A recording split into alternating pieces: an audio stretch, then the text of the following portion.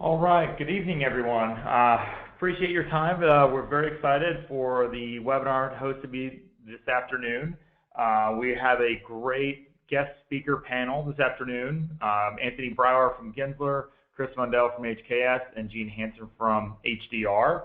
The webinar is going to be about 30 minutes. We're going to go through a little bit of information on this transparency topic, talk a little bit about LEED V4 and others, how it applies to these topics, go through a presentation from each of our guest speakers. We're going to walk through the application itself and highlight exactly how this information is being displayed in our system. And then we're going to have about 15 minutes at the end for a Q&A session where we will open up for those who have questions. If you do have questions during any part of the process, you can type them in the question box in the GoToWebinar panel. We are going to I'm going to introduce myself, and then we're going to go through the panelists. My name is Brent Trenga. I am the Chief Green Officer here at GreenWizard, Lead AP, architect by trade, also a member of the USGBC for South Carolina on the board there, and very excited to talk about this with you guys this morning.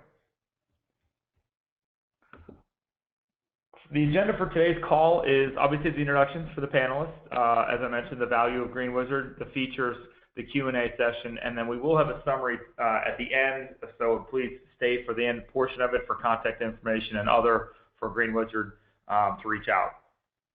We'll get through some introductions real quickly here. Anthony Brower, who's on the line, Sustainable Design Director at Gensler, based out of the Los Angeles office, a thought leader in the space. The Sustainable Design Director has a great deal of knowledge in both the new construction, commercial interiors realm. Anthony, thank you for being on the call. Nope, not a problem. Our next speaker is going to be Chris Mundell from HKS, Sustainable Design Coordinator based out of the Dallas-Fort Worth area for HKS. Again, a great thought leader, a lot of direction given from HKS, both hands-on at the corporate level and hands-on right down to at the project level. So again, Chris, thank you for joining the call. And our last speaker is Gene Hansen, Sustainable Interiors Manager over at HDR, based on the West Coast, out in San Francisco. Has a great deal of knowledge in both the healthcare arena and specifically on the interiors piece. A key part, which I know she's going to touch on in her presentation, is being involved directly with the HPD program. Gene, thank you for joining the call. Thank you. So let's take a moment here and just give a little background on V4, the LEED part of it, the transparency efforts that's at play here. For those of you who don't know, we've got about 1.5 million square feet of building space certified every day to LEED certification. That's in 147 countries around the world. It is by far the most recognized and most dominant certification system in the world at this point. And it's gained tremendous uptake over the last couple of years. We've got a pretty staggering graph here to look at. In 2012, over 60% of the projects certified either gold or platinum certification. That graph really shows the heightened performance of these buildings and the trend that we're going in. V4 really just takes that trend information and raises the bar that the industry has already set, that the projects and the owners have already set. So this is really important information. This is a really key point as the market translates into a little bit of a new area here. A little bit of V4, just some background as this is kind of an underlying part of this presentation. The timeline, we are in the beta program. I believe all of our speakers have projects that are in the beta test for V4 as a large number. I believe there's over 80 projects registered at this point.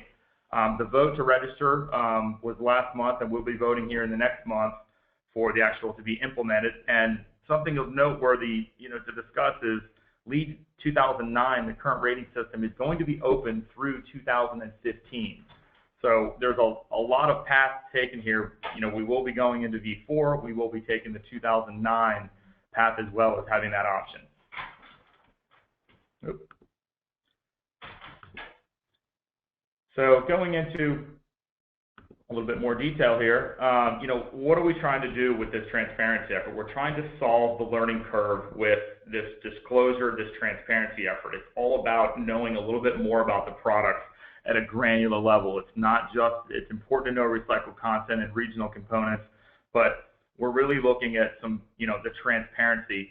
And a lot of the third-party groups have helped us with that effort, Cradle to Cradle, SMART, Declare, FCS, these programs that we've all been accustomed to and have been part of what we're doing now, taking even a more important role in this multi-attribute certification. Life cycle assessment, looking at the whole building as a project from, cradle to grave, if you will. Really kind of understanding the baseline of how a building performs and how the enhanced performance of a building will go. Of course, the buzzword that we're all talking about is EPDs, this Environmental Product Declaration, really understanding what the embodied carbon, energy, and water of a product contains. And something that we've all been familiar with as well is this chemicals of concern, the red list, the 14 chemicals from the red list, and as Gene and we're all now familiar with is with this HPD that's been released. It went from a beta to an actual pilot now to get this underway. It's something we're also going to be discussing here. It's pretty key. GreenWizard is a LEED automated partner, one of the founding members to integrate directly to USGBC and LEED Online services. We are technology partners, so our customers and design firms and contractors have instant access to LEED Online. So this information we're talking about, this data-driven solution, the documentation about this information goes from our system, is collected here, used by the design and construction professionals, and it's passed up into LEED Online, really streamlining and taking this process to a much simpler place. So some of the key features that we're helping solve with all of these parts are, allowing teams to quickly research information, verifying the information is accurate, and collecting the required documentation. This allows teams to manage products. They have our database of product information with the manufacturers that you guys can provide this data to, uploading all that information as a resource. Teams also have the ability to pull that information down to projects, but more importantly, into an actual library for the firm to manage that data, keeping one resource as a collective and updated tool to use and again and as a resource, so it's not constantly reinventing the wheel, spending more and more hours looking for this. Tracking those products and evaluating those products to match the project goals, V4, Living Building Challenge, IGCC, others. The key part of this, of course, is dialoguing. This is an interactive platform, a collaborative tool for the manufacturers to dialogue with the teams. They can reach out for information. There may be a document missing. There may be a third-party certification is listed, but the document itself is not there. This two-way communication is really, really important and helps streamline the process. It is a collaboration tool, as we mentioned, for both the project constituents and the manufacturers and design teams. And of course, what we mentioned already was the simplification of LEED from the very, very schematic design and research portion all the way through the submission end. So what are some of the key partnerships we have here? GreenWizard has really placed itself at the center of the industry. We want to be a conduit for information, for manufacturers to get this information into the marketplace. So obviously we've talked about USGBC. Architecture 2030 for products was our first partnership with that team, and now we've gone into the Architecture 2030 Challenge. IGCC we talked about. A couple of these third-party groups that we've mentioned before, Cradle to Cradle, SCS, Declare, BIFMA, and others. Athena, CSI has helped driving the performance, of course, of the specifications, and Energy Star, and a lot of other things kind of going along in the works here. So who's using us and what are kind of the key constituents? Why are we all here? The market leaders, the thought leaders of the industry are utilizing our tool and looking for your information through this platform. Obviously, we've got Gensler and HKS and HDR on the call. We've got HOK, BNIM, Smith Group, Beck Group. These teams are already doing pilot projects. They're very, very in tune what this transparency issue, what this product information that we're all looking for is right here on the back end. The construction teams are just as in tune with this information. This is being part of the project goal. They're responsible for collecting this information. We want to make this an easy process. We don't want to make it as a upfront design goal that's not accomplished at the back end when the project goes vertical. So this is a great interlude and a kind of an introduction here to talk to our speakers a little bit more. Our first speaker, to get a little bit more background, Anthony Brower, as I mentioned, Sustainable Design Director at Gensler. Anthony's responsible for the oversight at Gensler's LEED consulting services for the Northeast. He's considered a thought leader and subject matter expert, writing exam questions and USGBC national accreditation exams, and speaking on the sustainable design forums across the country. Anthony, thank you so much for joining the call, and we'd love to hear some of your thoughts. Not a problem. So, Brent, you can probably just go ahead and reveal, my entire. Yeah, okay, great. I didn't know if you were just dropping them one at a time. I'm like, okay, what did I say? All right. So, what I was going to talk about quickly was not necessarily, I mean, I really see the value in GreenWizard, and when we ask some of our vendors to drop information into the system, I'm thinking of this as it's not just benefiting me, it's not just benefiting Gensler and our firm, it's also benefiting HKS, it's benefiting HDR. So everybody can kind of tap into this database. We really all have to start working together, especially with this whole chemical issue. So what I've got here is really some thoughts that have come out of some real projects when we've started asking some of these chemical issues of vendors and manufacturers. One of the first ones, which is not only a difficulty for the manufacturer, it's a difficulty for designers as well. We get the kind of "it's not my job" quote. I pick up the phone, I call up a vendor who wants to sell me a product.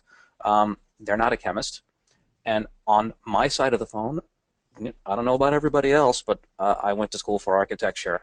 I avoided chemistry in high school like the plague.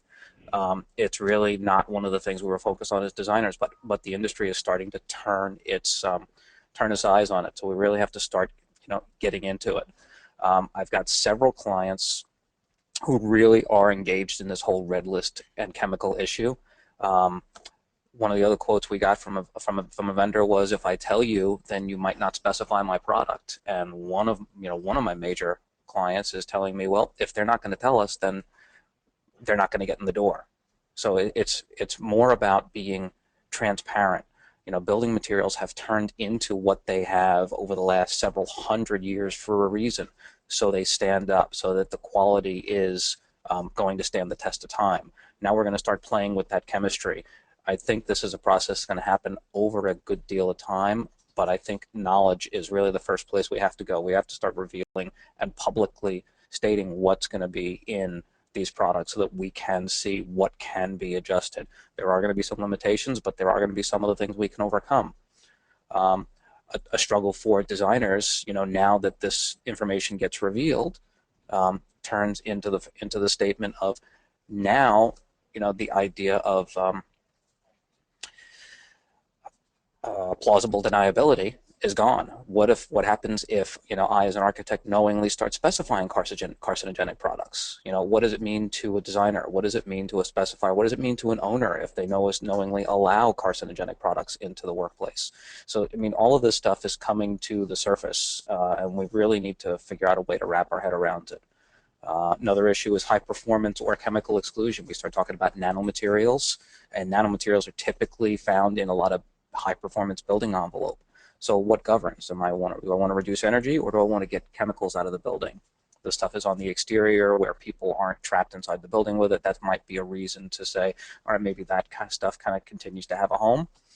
So what is, acting on all of this going to cost me? What's it going to cost me from a financial standpoint as a manufacturer? What's it going to cost me from a marketing standpoint doing something like this? Or really the bigger question is, what's the cost of inaction going forward with all of this stuff? And like I said, this is not going to be a task that any of us can do ourselves. Gensler runs around 350 million square feet of work each year, and even with the volume that we run through, we could certainly not do this without others like HKS, without HDR, and a lot of others who've kind of really started paving the way and ringing this bell for a long time.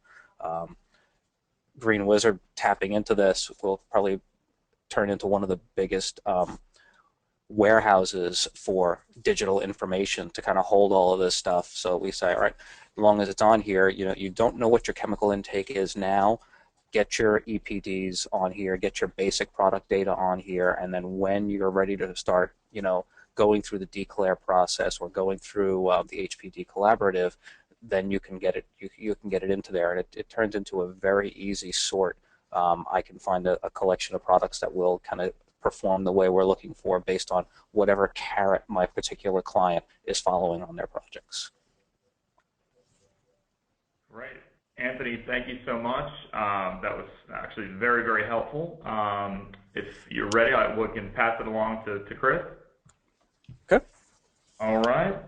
We're going to move along to the next speaker here. As I mentioned and gave a brief introduction to earlier, Chris Mundell, Sustainable Design Coordinator, HKS. Chris works hands-on, as I mentioned, on their sustainability efforts, both firm-wide and right down at the very, very detailed project level, even to the submittal stage of USGBC, has a deep understanding of the sustainable design and development, focusing not only on just the things that we do affect and not just the big picture. So looking at it from both sides. Chris, we'd love to hear your thoughts on the topic as well. Okay, great. Go ahead. You can show my slide. Yes. So at the end of last year, HKS sent out a letter asking manufacturers to provide HPDs for products that we'd be using on our projects.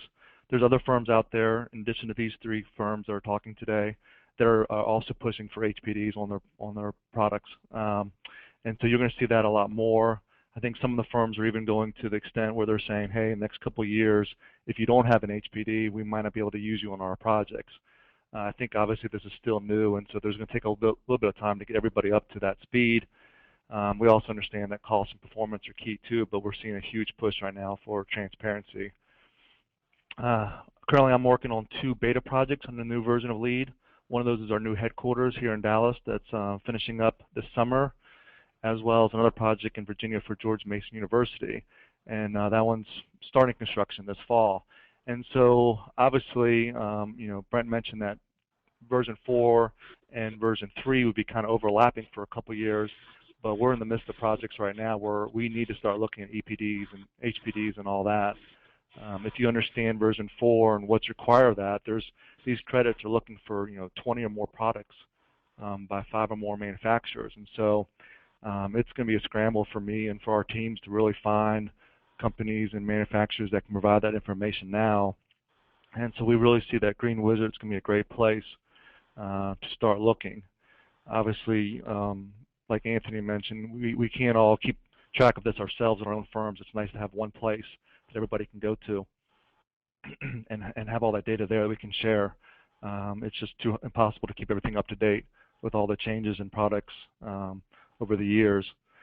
We're also seeing some teams where they may not even consider LEED. We have a healthcare client that decided not to do LEED on their project, but they still care about the materials, and so they actually had us went through and looked at all their typical standards for all their materials, building materials and finishes, and so still information to provide, even though it wasn't for like a green building certification like LEED. So we're still seeing a lot of interest out there, whether it's LEED or not LEED, dealing with materials and products.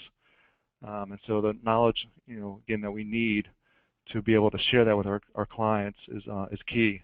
And pulling that together quickly is also important, not spending the extra time to have to research it, and just have one place to go to is perfect. And so we're using GreenWizard also on a couple projects, and so we're learning and understanding how it works, and I think, again, we'll continue using in the future. I think it's a great tool for all of us to consider. Excuse me. So I think that's the basic that I had to talk about, Brent. Sure. All right. Thank you, Chris. I really appreciate it. And we will move on to our last presenter, Jean Hansen from HDR, our Sustainable Interiors Manager. Jean is not only a LEED fellow, but looking over her LinkedIn profile, has more certifications and volunteer experience than I could possibly rattle off in the remaining time on our call. A key part of this is obviously being a working group member for the development of the Health Product Declaration, the HPD, and a well-published author in and around the sustainable healthcare arena and the architectural arena. Jean, would love to hear your thoughts. Great. Well, thank you. So as Brent has mentioned, I've long been an advocate for transparency and really involved in sustainability in a very deep level, really researching products, and this goes back over more than a dozen years. So long before many people, even understood these were the issues, I was honing in on this. And my goal is really to be able to understand the content, what the issues might be, including health hazards, and very importantly, to be able to make informed decisions. And these decisions, of course, continue to include the evaluation of the more traditional product attributes, performance and aesthetics, the maintenance, particularly green maintenance, availability. But really being able to truly understand what is in the products is really key to our decision-making process. HDR overall supports this philosophy, and as Brent said, we were one of the original pilot committee members involved in the development of the HPD, and we're also a key sponsor, and we now hold a seat on the board of the Health Product Declaration Collaborative. And we're committed to the consideration of human and environmental health, which is really twofold. First of all, being able to evaluate the product content through transparency to allow us to make informed decisions, which then allows us to use the power of specification to inform and reward the marketplace. And this is nothing new. Our decisions for years have informed as well as rewarded the marketplace. We are finding that a number of our clients are requiring that we pay attention to the chemicals of concern, and we need to inform them, and after we do the research and identify safer alternatives when they do exist.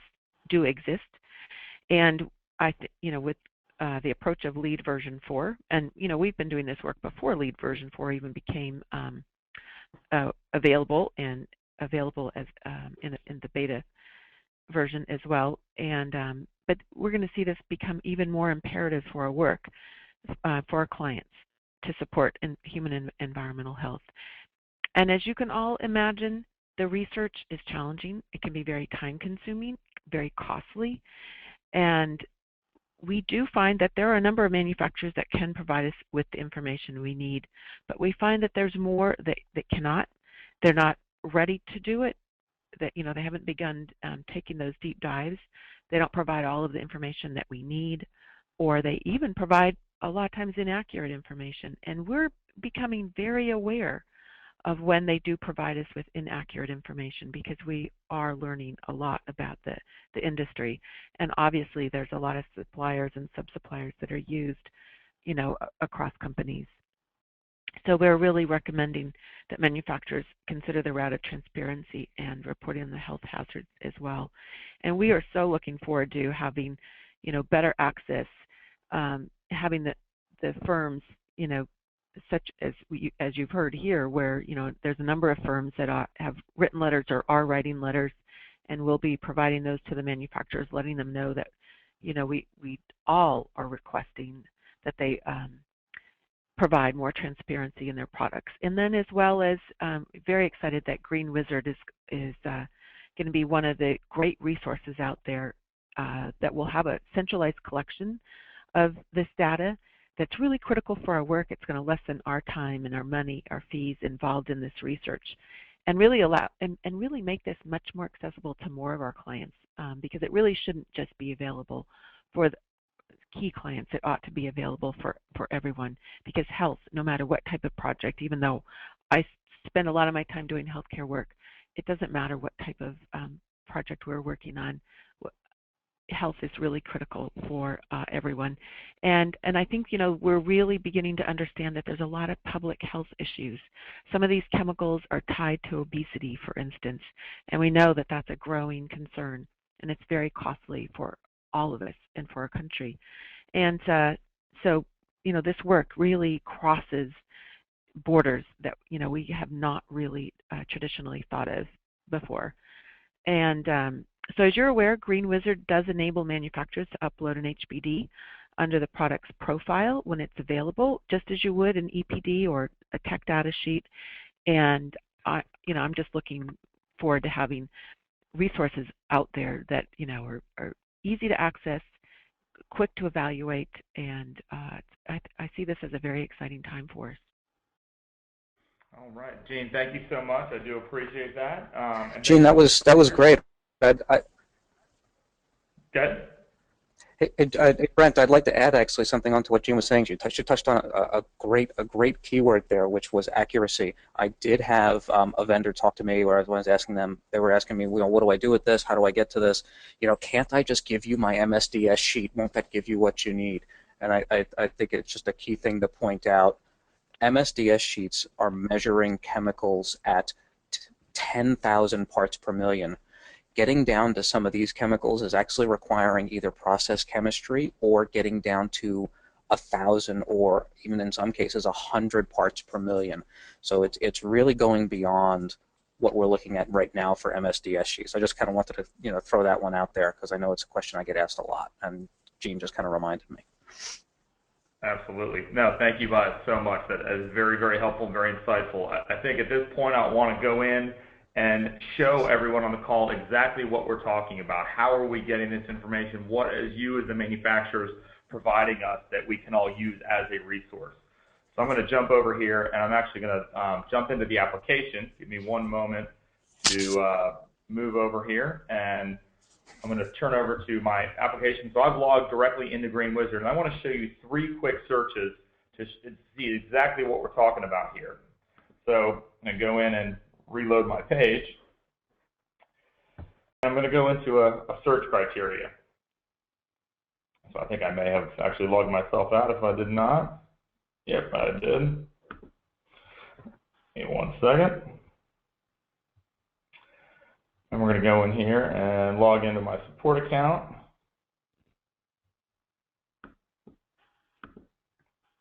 Looks like my WebEx has slowed me down a little bit here.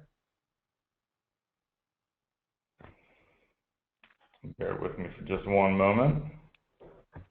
And what I wanted to do was just take you through 3 simple key searches. What I was going to do for flooring, one for an insulation, kind of highlighting some EPD information, highlighting some red list information, and then highlighting some, oh, there we go.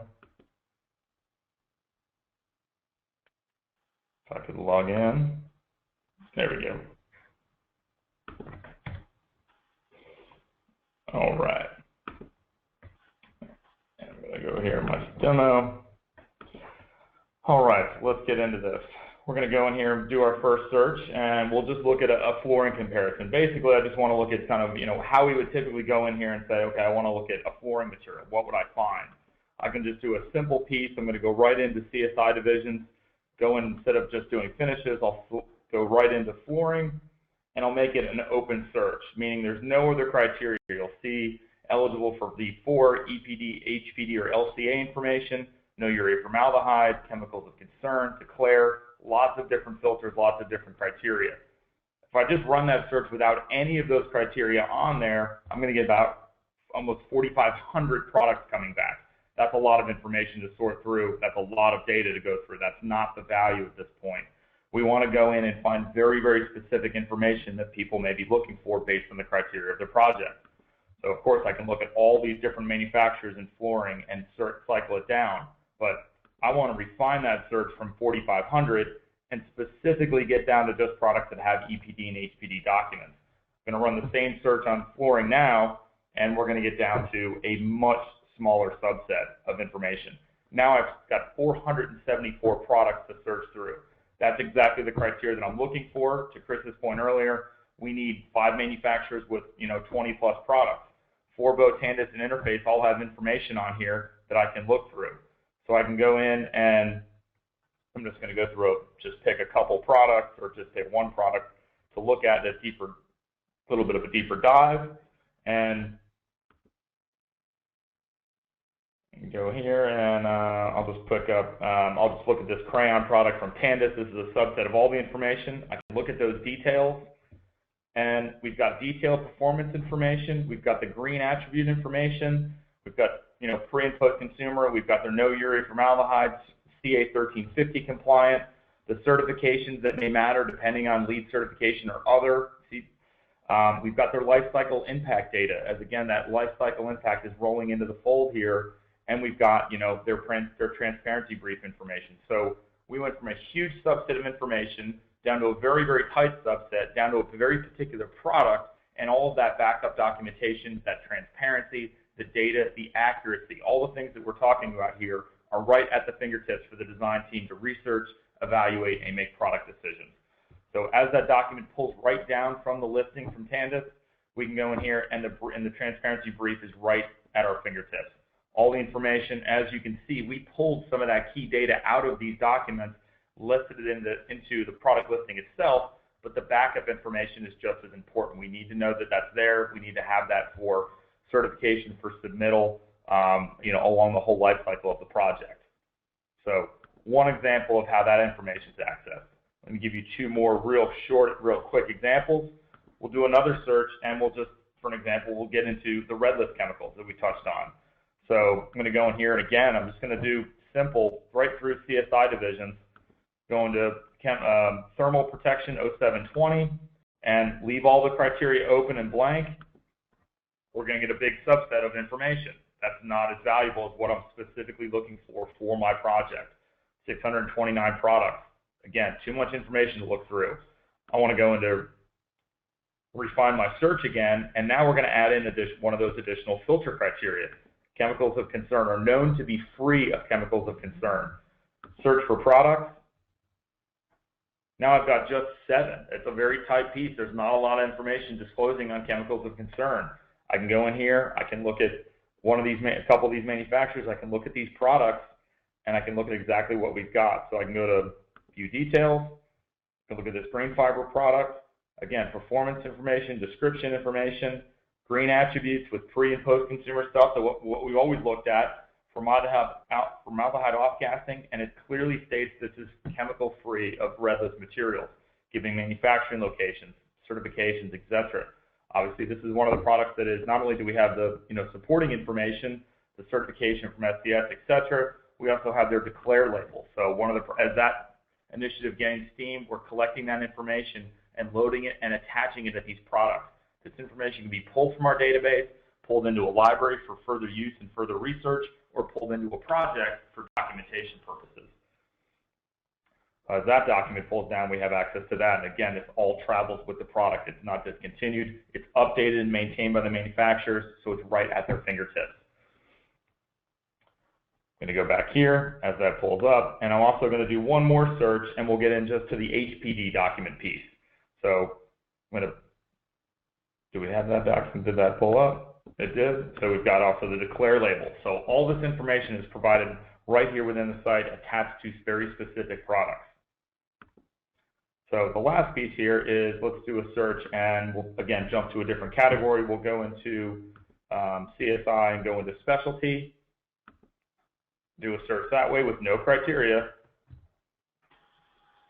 And then we're going to say, you know what, we've got 1,400 products looking in that specialty category, but I want to refine my search down again, and now I want to get into, let's look at the HPD, EPD piece again, and we'll see if we can pull back some different products this time and we'll show, again, flooring panels, pieces, marmoleum, and we've got bio-based polymer corner guards here. And you can roll your mouse over and see what the documents are that are attached to these products. This product has an HPD document. So I can view details. Again, same listings, all this information, depending on CSI division, shows different information, free of chemicals of concern, and we've got their polymer HPD attached directly to the product. So again, all this information is kept inside the site. It's provided by the manufacturers. It's attached to the individual products. So that document pulls up and loads again, and we'll wait for that one. These are large documents, and I think I've got some of the information pulling down. Obviously, we've got the WebEx piece, so I'll pull that in there. So what we can do to this information as it's loading is I can literally go over here and add this information to my library. If this is something I want to use, or something obviously that we need to know that this has an HPD, it's there, I can go in and add this right to I can add it to a project from here, and one of the projects I already have loaded, it drops all that information inside of the project, or I can go back, and if it's a reference or a research piece, I can go in, and these firms can build this information inside of their library. I can add this to my product library. It gives me a little pop-up, and the information is then loaded directly into my account, into the library. So again, here's the HPD document pulled up right at our fingertips. All the information's here. Let me zoom out a little bit. Again, very, very granular, very, very detailed, but this is the information at that level that we're looking for. So again, we've loaded this information in the library. So, we've shown you searching and finding all this in the database. As firms use this, as they build this as a research tool, they can go into a library piece. Now this is, this is HDR's library, HKS or Gensler. They're utilizing this across their firm to gather this information. This is a subset of GreenWizard's database, just the products that are concerning them. So you'll see here, every time a product is added, it's included by CSI division here. You can build in custom labels to select anything to filter products information that way. Most frequently used, so these are for the products you're constantly using again. And then we can obviously show in, no matter what's included in the library, we can show a shorter glimpse of that at this eligible for V4 consideration. So it's got some of the criteria needed to be eligible for that V4 piece. Integrating with LEED Online, we can automatically pull the data out and determine what that may be. So another piece here. We can also show these products. We can search our own library, just like we did our database. You can search your own library to those typical criteria. So instead of searching a huge subset, you can search just the criteria that are in our database, in the library itself. So very, very helpful for the firm, very shortcutting a lot of that time and research that we've been talking about. All right, so showing through that piece, I want to go back in here and open up a little bit of Q&A.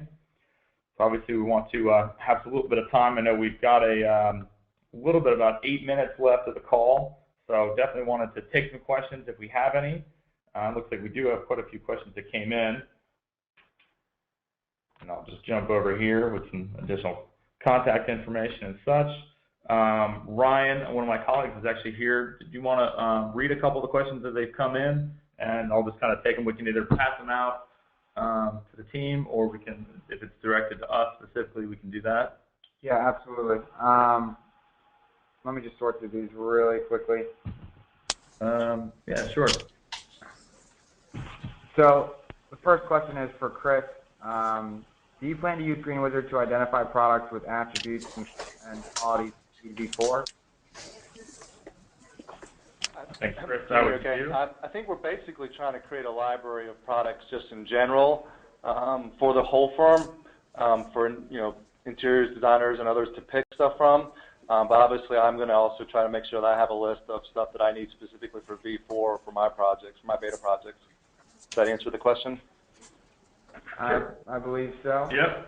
All right, I'll kind of ask the other one. This one actually looks like it's directed more to us. It says, what is the difference between something like GreenWizard and Suites, RCAD, Building Green, LEED User, things like that? How does this differ? So it's, as I think we've shown here, is a little bit, it is not a copy and content driven tool. We didn't show some of the back end pieces that directly go into the LEED Online piece, but this is a interactive platform. So the manufacturers, obviously, that you guys are providing, this information is provided by you guys, kept up to date in the site, and then used as an interactive tool by individual data points. Those search criteria that we showed you are given by the product information itself. We're not just showing, it's not just about a PDF document being there. It's not just about searching a product. It's about drilling down to very, very granular details that we can then filter out 5,000 products down to just 500 products. So a lot different in terms of a workflow and a data-driven solution piece. All right. Looks like there's one other question came in. Let me just filter that through. This one, we'll move this one back out to our speakers. This one's for, we'll give this one to Anthony. How will our participation as a manufacturer increase the information and it being identified for projects or being selected and looking at projects? Well, actually, the other day I went through the Declare database, not GreenWizard. I mean, GreenWizard is pulling in a lot of these Declare labels just to see how many products for flooring, for ceilings, for wall finishes were in this were in the program, and a search of window assemblies, ceiling systems, paint, carpet, furniture, and wall boards. I got a huge goose egg. There were 0 products in the Declare system. That's not a bad thing about Declare. It's just kind of a reinforcement that there's not a lot of manufacturers who are reporting this data. So getting out there, getting in there, getting ahead of the curve will probably be, a huge benefit to anybody who kind of comes in and starts getting ahead of this now. Great, great. Okay. Thank you. We have this one's open up to all designers, so we'll give this one to Gene. Going yeah, it says to the designers, what is the answer to the question that governs high performance or chemical exclusion? How are you choosing it if a better alternative does exist? I guess I'll kind of throw my hat in for that one, Brent. It really all depends on our client. There's a lot of different ways to kind of just to address this chemical issue. The Living Building Challenge is looking at all chemicals for all products within the building. It's a lot to tackle. Sometimes I think we need to really break this stuff down and say, all right, look, I'm trapped inside the building with a lot of these products. Maybe my client wants to focus on the interior chemicals, where it's easier to get some of these chemicals out of products. While I'm not trapped inside of the building with the lead flash, I'm not trapped inside the building with a lesser airflow with lead flashing, or like I was saying before, these nanomaterials that are high performance. Can you make a case for using a nanomaterial? And let's be honest, the nanomaterials on the extended red list, it's not on the primary red list, is something that's going to be watched in the future. You really have to find that balance. Do you say, all right, outside, where do you draw your line? Do you say it's the building waterproofing and you pay attention to chemicals inside the building waterproofing line? The exterior chemical products are going to take us a little bit longer to get out of the industry, but I think transparency is really that first step. Let's be open about what we have, and then we kind of work forward from there. Absolutely. Great. No, I think that's very helpful. Which actually ties in, this question was directed more at GreenWizard, but it does tie into the comments you just made about the building, the core and shell versus the interiors. The question came in as, how does this system address variable products such as curtain wall or storefronts versus finite individual? That's a good question, and that directly relates to, two things. Are the products being evaluated at the exterior building of the shell part, or are they looking at individual pieces? Systems can be listed in our system. You can kind of do a summarization or as a whole, how they contribute to LEED or certain parts, or they can be broken up. Actually, we've had a lot of manufacturers load, their 10 most common systems or options based in a system. If there's 40 different versions, what are the 10 most common that end up being selected, and then giving some options to the user if they find that there are variables that is a big customized product that can be modified. So it can be handled, it can be listed in individual components as a full system component or other. All right, and we're actually running out of time. So, and I know we have a couple of our panelists have some obligations to attend to, so we do want to keep this on a timely and be a good steward with everyone's time. I want to let all the manufacturers that have attended the call, there is a promo code on the screen. GreenWizard offers a number of services to help this information get into our system, to get some of the questions that have come up on how to load this, what information's there. We'd love to obviously get this information out to the design and construction community. One of our manufacturer reps that works on the other side of the house at GreenWizard will contact you after the call, and if you do mention this promo code, we can kind of discuss some of those offerings to enhance your transparency effort on the site. Thank you all again so much for taking the time out of your day to attend. We want to thank the presenters as well. Anthony, Gene, and Chris, thank you so much for your time, your insight, and your participation here on the call today.